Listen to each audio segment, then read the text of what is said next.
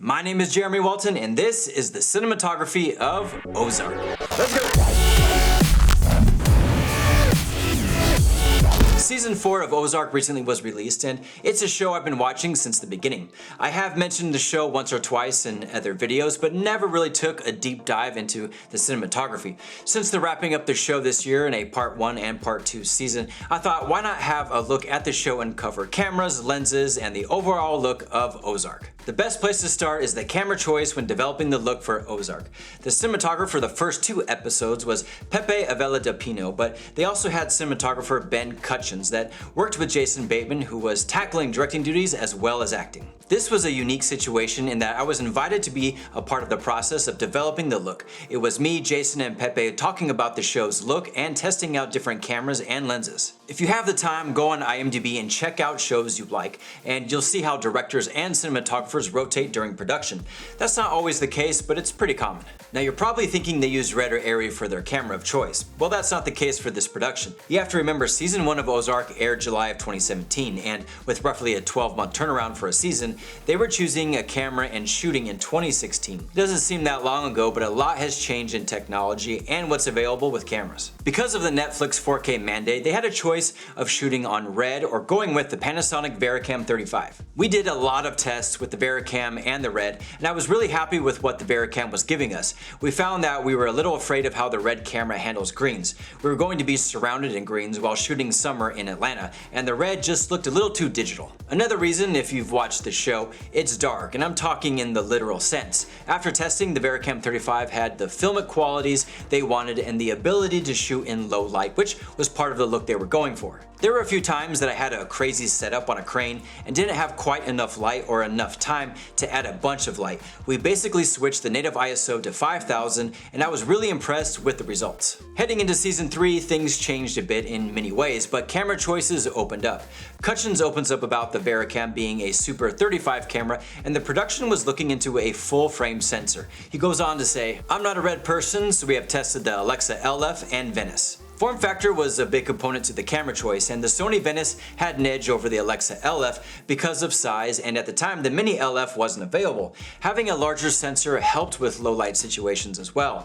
It also creates a larger field of view and shallower depth of field. Cutchin says, "The beauty of the large format is that it emphasizes the character, separating it from the background." As you can see, a lot goes into picking a camera. Tests are done, you compare look, styles of shooting, and in the end, it's the camera that works best for your workflow and look that supports the story. Another part of the process is picking the right lenses to go with the camera choice. Going back to season 1, we have the Cooke S4 prime lenses and the older Zeiss Super Speeds. I'm not going to cover all the details of these lenses, but I highly encourage you, if you're not already, to get familiar with Cine lenses. You can't always work with them physically, but you can see test images, and it can be as simple as finding films you liked and looking up what lenses were used to create that look. In time, you'll start noticing similarities. The Cookes perform really well close to wide open, which I preferred for the look. I like the idea of not knowing what's happening in the background focus-wise, even on a wide lens, because it adds to the danger and mystery of the show. Again, choosing a tool like a lens to better tell your story. I know I say that all the time, but it's important. I've also mentioned mixing and matching cameras, and here's an example of mixing lenses. It's probably something you didn't notice, but hopefully you could feel. Cutchins explains the choice as, "I'm mixing and matching the S4s and Super Speeds for the extra grittiness that they bring and the lack of depth of field. Sometimes I'm looking to get something a little dirtier than I can get with the S4s." There was also a third lens choice in the mix. Whenever I'm liking the look of a film, the majority of the time it's either a Cooke lens being used or Hawk lenses. In this case, it was the V-Lights and vintage lenses. The reason for that was to add a little bit of texture and for cropping in the anamorphic aspect ratio.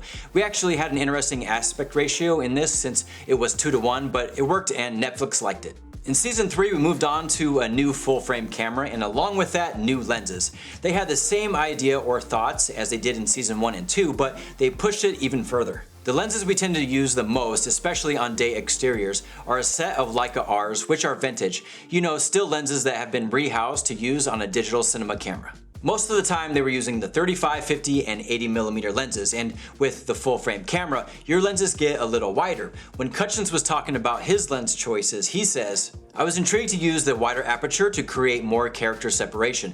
I love the result. Both Armando and I were excited by the possibilities. We played with depth of field and with lenses to create a separation from character in the background. Even with a wide lens, you can feel the character coming into my space and coming into the living room. They were creating that separation and mystery in the story with the Cooke lenses and Varicam from the beginning, but as technology advanced, they opted for a larger sensor and vintage lenses. What didn't change, and something to take note of, is the language they used to describe the story and scenes. That basically stayed the same. The last part of the show that I'm going to talk about is the actual lighting and look created in post that was achieved and how it evolved. There has been a lot of discussion of the color choices and the dark style the show was shot in.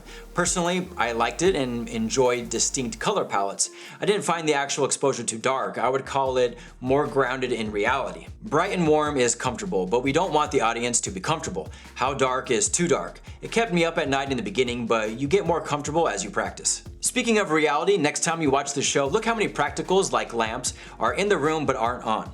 Most of the time we have lamps in our homes but don't use them if we're inside during the day. Something to think about. Also watch other shows or movies and see how many practicals are in a scene and are turned on. This is how Cutchins explains his approach to the lighting. I tend to light with the use of practicals as much as possible, without turning on an ungodly amount of them. That combined with, as much as possible, single source lighting, creating one source that's the sun or is the strongest lamp in the room, and letting that fall off, and letting shadows come in where they can. Part of the distinct look was the blue tinted color palette. I've always talked about, along with other cinematographers and directors, the use of filters, but Del Pino says, the only thing we did was that we shot everything at 4400 Kelvin temperature, interiors and exteriors, day and night likewise. And because we tried different color temperatures when we were doing tests, we saw that using that setup would give us the most ability to keep that consistent cooler, grayish bluish palette, but no filtration. In season 3, the story opens up and we have the casino and Navarro compound, so things are changing and the overall arc of the series and characters need to take on different lighting, color, and textures. The filmmakers played with different film grains to emulate different film stocks that added the depth they needed. There was a certain brightness compared to the first 2 seasons that was more of a technical reason, which cinematographer Armando Salas, who came on in season 2 and continued into season 3, describes as, Netflix is an HDR delivery with Dolby Vision, so we implemented Dolby Vision or an HDR on-set workflow, which basically we reinvented the workflow of the show to match the distribution format, which obviously affects the image. He finishes up by adding, we had a little more detail and a little more texture in the shadows than in season 2, which even though the highlights and the brightness of the overall image is actually the same, just having the softer curve at the bottom is a lot easier on the eyes. I find it interesting to learn about the changes that have been implemented over the past 3 seasons, and hearing about equipment being used that you typically don't hear a lot about. Obviously this video isn't about the power of the writing, which is important, but my main focus was not specifically the equipment, but why they made the choice to use a camera, lens, or lights to create an entertaining series. I just finished part 1 of season 4 and planned on talking about what changed or stayed the same for this season, but unfortunately I couldn't find any information. If you look on IMDb, the details only list season 3, so I guess it's under wraps for now. What do you think? Do they stick with the Sony Venice, or maybe they switch to a mini LF? I'm going to make the guess and say because it's the last season, they stuck with what they know best. If I come across any info, I'll post it in the description below. Well, there you have it, the cinematography of Ozark. Hope you enjoyed the video. Hit that like button because there's definitely more in the way. Subscribe so you don't miss out. Leave a comment below with your thoughts on season 4.